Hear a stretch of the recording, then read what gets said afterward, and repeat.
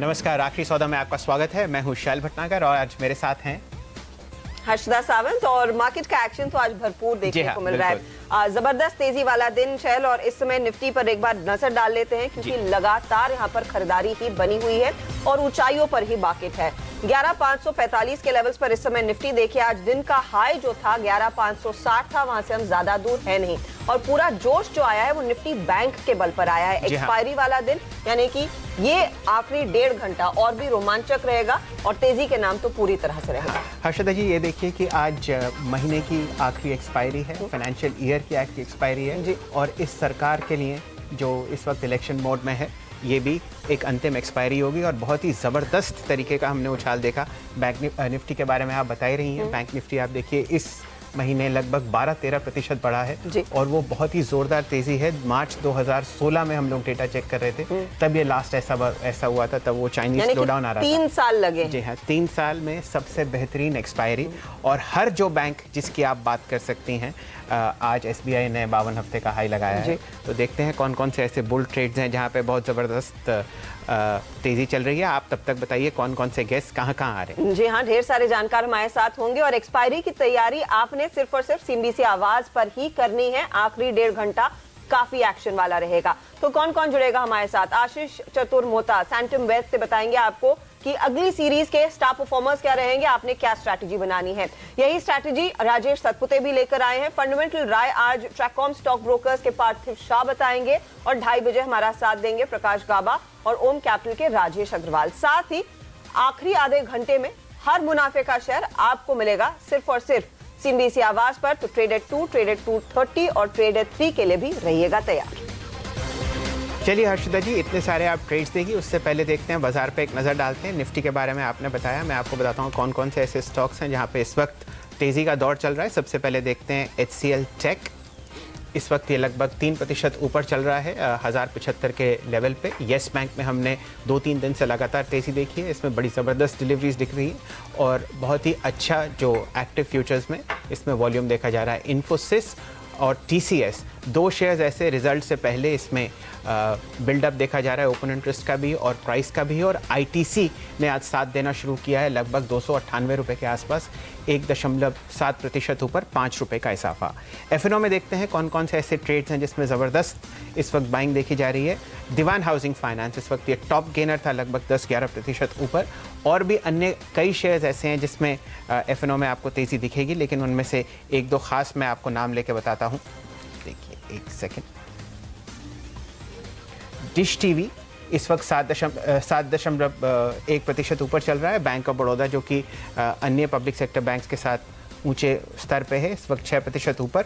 Syndicate Bank, IDBI, Ibull Housing, Allahabad Bank, खासकर हम लोग सुबह इसमें बात कर रहे थे, लगभग 4% की तेज़ी। ये FNO मार्केट्स में इस वक्त का दौर चल रहा है। और बेस्ट बैंक्स जो इस वक्त हमने देखा है, ओपन इंटरेस्ट और प्राइस एक्शन जिसमें बहुत ज़बरदस्त है। मैं आपको 2-3 नाम लेके देता हूँ, पूरे महीने हमने इस बारे में बात करी है। DCB बैंक में लगभग 91% रोल ओवर्स हुए हैं, इलाहाबाद बैंक में 90%। और ये जो बैंक्स हैं, IDBI, IDB First Bank, OBC, Bank of India, इन सब में 82 से 84% के बराबर इसमें रोल ओवर्स हुए हैं। 2 बहुत अच्छे इंडेक्सेस ऐसे हैं जो आज काफ़ी अच्छे स्तर पे हैं। BSE रियल्टी इंडेक्स, इस महीने करीब 22 सेशंस हुए हैं हमारे मार्च के एक्सपायरी में, और सिर्फ 3 बार ऐसा हुआ है कि BSE रियल्टी इंडेक्स में थोड़ी सी गिरावट देखी गई है। 19 से 18 सेशंस में इसमें ज़बरदस्त तेज़ी। गोदरेज प्रॉपर्टीज़ और DLF 2 ऐसे शेयर्स हैं जिसमें काफ़ी अच्छी बाइंग देखी जा रही है। निफ्टी IT इंडेक्स, ये इस वक्त 4 दिन की गिरावट के बाद इसमें थोड़ी हरा रंग दिखा है। और टेक महिंद्रा और NIT टेक भी ऐसे 2 शेयर्स हैं जिसमें थोड़ी तेज़ी दिख रही है। इन्फोसिस, TCS और HCL टेक तो तेज़ चल ही रहे हैं।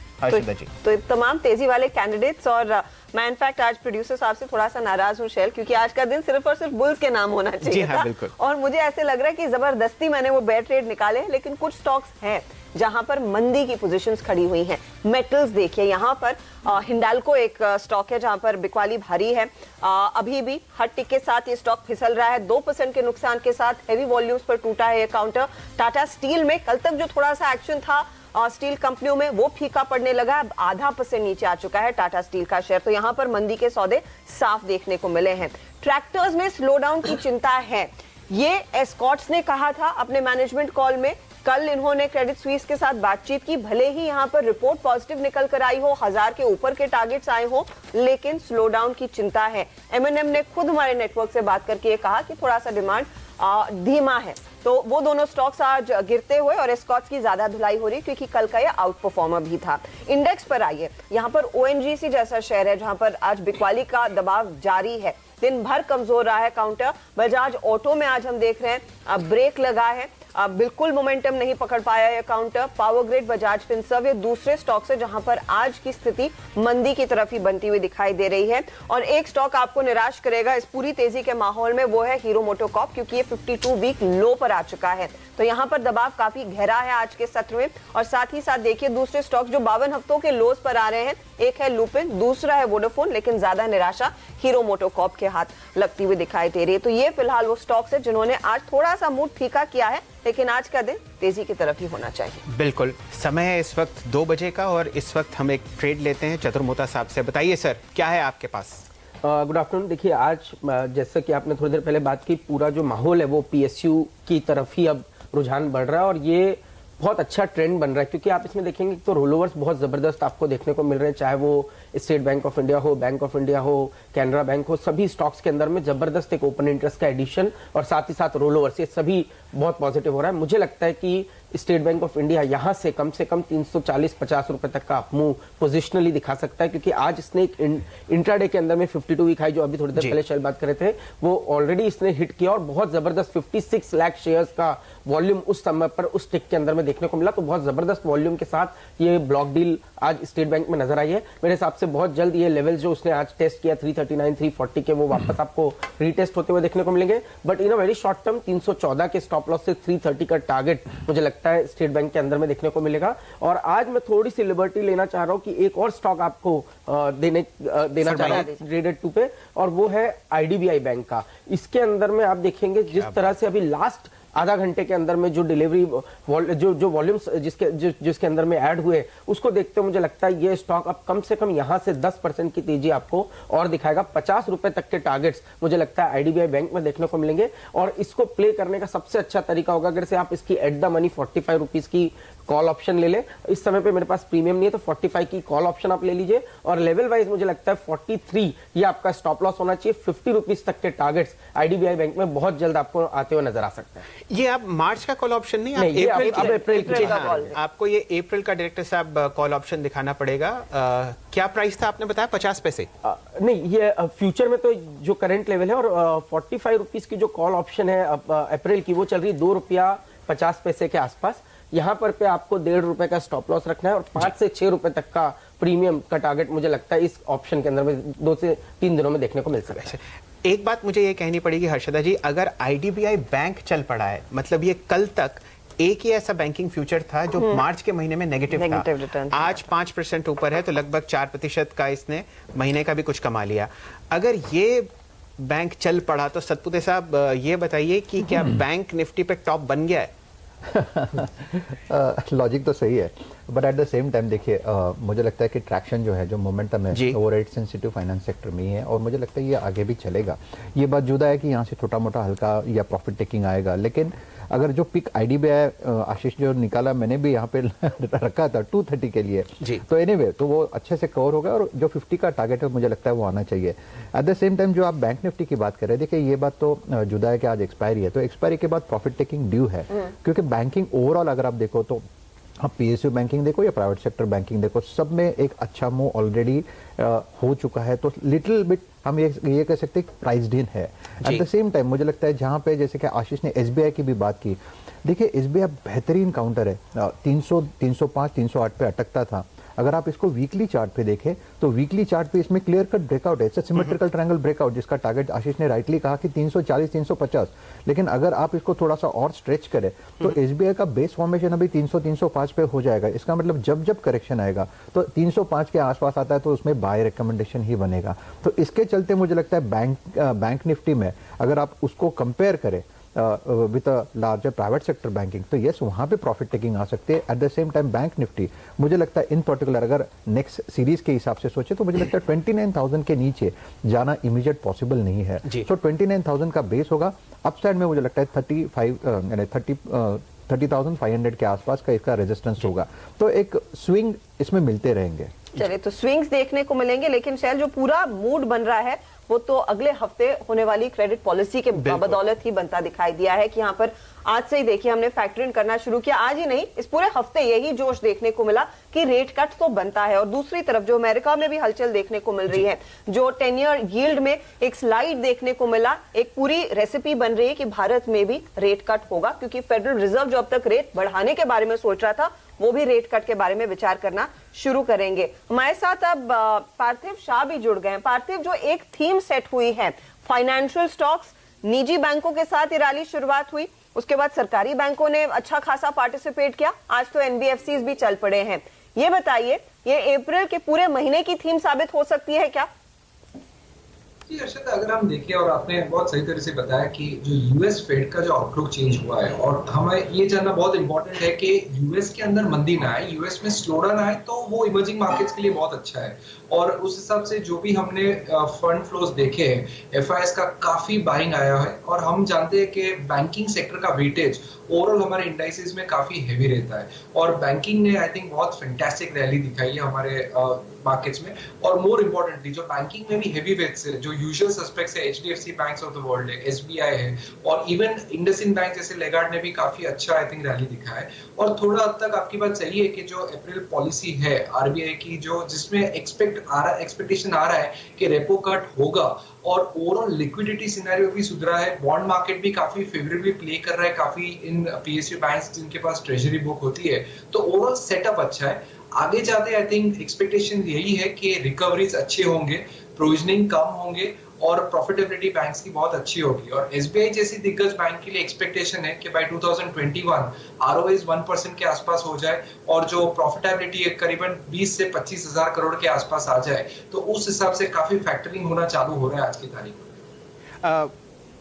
पार्थिव जी, ये प्रश्न आपके लिए, मुझे थोड़ी चिंता इसलिए हुई कि आज आईडीबीआई बैंक चल पड़ा, और एक और काफी परेशान करने वाला स्टॉक आईएफसीआई, उसमें भी 2.3% की तेजी है।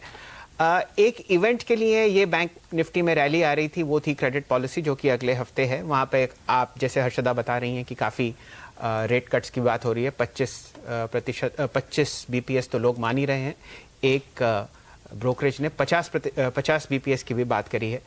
आपको लग रहा है क्या कि शॉर्ट टर्म में इस वक्त काफ़ी बाजार बैंकिंग में गर्म है, या इस वक्त कोई और ऐसा सेगमेंट होगा बैंकिंग में जो प्राइवेट सेक्टर बैंक्स के अलावा इसको ऊपर लेके जाएगा? मेरा मानना यही है कि ये जो बैंकिंग निफ्टी की रैली आई है, और अभी जैसे आपने बहुत राइटफुली बताया कि कोई भी सेक्टर में पिकआउट की साइंस यही होती है कि जो लास्ट ईयर के जो स्टॉक्स होते हैं, जैसे आईएफसीआई है, आईडीबीआई बैंक है, जिसमें अभी टर्न अराउंड की बहुत ही गुंजाइश नहीं है और काफी टाइम भी लगेगा, काफी एलआईसी को भी पैसा डालना पड़ेगा, तो उसमें भी रैली आ रही है, गोज टू शो के थोड़ा यूफोरिया बढ़ रहा है। और फैक्टरिंग, वही मैंने वर्ड यूज किया कि अभी फैक्टरिंग होना चालू हो रहा है, तो जो पॉजिटिव न्यूज है वो जल्दी पहले से डिस्काउंट हो जाते हैं। तो I think one will have to be very very selective. और आज की तारीख में मतलब पीएसयू बैंकिंग स्पेस में मेरे को लग रहा है बहुत कम में अभी वैल्यू बची है, क्योंकि इन लोग में adjusted price to book multiple देखना पड़ता है। तो उस हिसाब से बैंक ऑफ बड़ौदा मेरे को लग रहा है कि जिस तरह का बड़ा डिस्काउंट है as compare to SBI's valuation, तो बैंक ऑफ बड़ौदा एक बहुत ही बेहतरीन स्टॉक हो सकता है to own for an investment point of view. तो अलावा बैंकिंग क्षेत्र में आई थिंक प्राइवेट सेक्टर्स हमेशा हमारे फेवरेट रहे, और उसमें जो यूजुअल सस्पेक्ट्स है like HDFC bank, RBL bank, Kotak Mahindra bank, I think इनका बास्केट होना बहुत जरूरी आगे जाते हैं to play the banking sector. तो बैंकिंग सेक्टर में पैसे बनेंगे, यहीं पर आपने पैसे लगाने। और क्योंकि हम बैंक्स की बात करें तो एक और स्टॉक इस सूची में जोड़ लीजिए जिसमें इस समय मोमेंटम है, वो है बंधन बैंक। 522.21 के आसपास आया है, स्टॉक आपकी स्क्रीन पर लेकर आएंगे, लगभग 6% ऊपर है। पिछले 10-15 मिनटों में यहाँ पर तेजी की पोजीशंस और बढ़ रही हैं। जो आखिर में आप वो ग्राफ देख रहे हैं ऊपर जाता हुआ, यहाँ पर नई एंट्री की है लोगों ने। ये बताइए आशीष, आपने चार्ट देख लिया होगा, कैश मार्केट का स्टॉक है, अब 521 पर आया है, क्या खरीदारी बनती है? क्योंकि पहले भी ये 560-70 पर जाकर फिसलता है, तो क्या अच्छा मौका है लेने का? बिल्कुल है, और इस बार जब ये मूव आएगा तो 560-70 का जो लेवल है वो आपको ब्रेकआउट होता हुआ देखने को मिलेगा, क्योंकि अब इसने टेक्निकली एक तो एक डबल बॉटम का फॉर्मेशन वीकली चार्ट्स पे कंप्लीट करने की ये कोशिश कर रहा है और बहुत अच्छे वॉल्यूम्स के साथ ये रिकवरी आ रही है। तो मेरे हिसाब से एक इमीडिएट शॉर्ट टर्म टारगेट 570 का होगा, और नीचे में मेरे हिसाब से जो बेस बना है वो आपका 500 रुपए के आसपास एक मजबूत बेस बना है, तो वो आपका स्टॉप लॉस होना चाहिए। बट जिस तरह का ये पैटर्न है उसमें एक बार 570 के ऊपर का मूव निकला तो शायद 620-630 तक के अप मूव भी आपको बंधन बैंक में आते हुए नजर आएंगे। सतपुते साहब, आप इंडिया बुल्स हाउसिंग फाइनेंस पे कुछ अपनी राय व्यक्त करना चाह रहे थे? देखिए, बेहतरीन ट्रैक्शन है और बेहतरीन काउंटर, और इनफैक्ट ये रिएटरेट करना चाहूंगा मैं कि हमने इसको 710-720 पे यहाँ पे रिकमेंड किया था, और तभी हमने यही कहा था कि 840 इसका टारगेट है। As a trader at this price 790-91 जो चल रहा है, मुझे लगता है इसमें बाय करना चाहिए विद स्टॉप लॉस 778। दो टारगेट दूंगा मैं आज के लिए, 804 का एक पहला पड़ा है और 818 का दूसरा टारगेट होगा। मुझे लगता है ये दोनों टारगेट आज हासिल होने चाहिए। 818 और 805? 804। चलिए, अभी इसमें लगभग 15 रुपए और 25 रुपए का मूवमेंट बचा है। एक सेक्टर अगर आप नजर डालें तो जो टॉप रंग एफएमसीजी स्टॉक्स हैं उसमें थोड़ी बिकवाली का दौर चल रहा है। शायद इस वक्त जो वहां से लोग, जो ज्यादा अक्लमंद लोग हैं, वो वहां पे बेच के बैंकिंग में पैसा डाल रहे हैं। कोलगेट पामोलिव पे अगर आप लोग नजर डालें, इस वक्त 1.1% नीचे फ्यूचर्स के मार्केट में, और इसमें रोल ओवर और वॉल्यूम भी बड़ा जबरदस्त है। तो क्या शॉर्ट पोजीशंस बन रही हैं इस वक्त आशीष जी? देखिए, बिल्कुल बन रही है, और कहीं ना कहीं थोड़ा सा अभी एक जो माहौल है वो कहीं ना कहीं फाइनेंशियल्स की तरफ बहुत झुकाव हो चुका है, और उसका एक कारण ये भी है कि हमारा जो बाजार है वहां पर पे काफी सिग्निफिकेंट कंट्रीब्यूशन आपका एनबीएफसी, फाइनेंशियल्स, बैंकिंग इससे आता है, और ईटीएफ बेस्ड जो बाइंग है वो कहीं ना कहीं इन स्टॉक्स को एक पॉजिटिव ट्रेंड में रख रही है। तो मुझे लगता है कि डेफिनेटली कोलगेट वगैरह में अभी थोड़ा सा एक शॉर्ट टर्म में वीकनेस आपको देखने को मिलेगी। 1220-30 तक के लेवल भी मुझे लगता है कोलगेट में आ सकते हैं। और एक ही स्टॉक जो मुझे लगता है पूरे एफएमसीजी में इस समय पे अच्छी स्ट्रेंथ दिखा रहा है वो है आईटीसी, जहां पर क्लियरली एक बाइंग इंटरेस्ट मुझे नजर आ रहा है। तो मुझे लगता है अगर से एफएमसीजी में कोई बेट लेनी हो तो इस समय आईटीसी एक प्रेफर्ड बेट है। 294 का स्टॉप लॉस हम हमारे क्लाइंट्स को रिकमेंड कर रहे हैं, और ऊपर में 312 के शॉर्ट टर्म टारगेट और 325 के पोजिशनल टारगेट नेक्स्ट 3 महीनों के अंदर में मुझे लगता है आईटीसी में आते हुए आपको देखने को मिल सकता है। जी, इस वक्त 2-3 स्टॉक्स और एफएमसीजी में नजर डाल लेते हैं, यूनाइटेड स्पिरिट्स या मैकडॉवेल्स। और वैसे तो बिरला कॉर्पोरेशन उसका हिस्सा नहीं है, लेकिन इस पे भी ये इस वक्त दिन के सबसे न्यूनतम स्तर पे चल रहा है, 514 रुपए 50 पैसे। मैकडॉनल्ड्स करीब 535 रुपए पे। इनफैक्ट कोलगेट पर कल एक बोर्ड बैठक भी होने वाली है, शायद लगभग second interim dividend per company विचार करेगी, तो वो भी एक अपडेट होगा। इस पे कल एक बार नजर डाली। फिलहाल तो ठंडा पड़ा है स्टॉक, बिकवाली का शिकार ये बना है।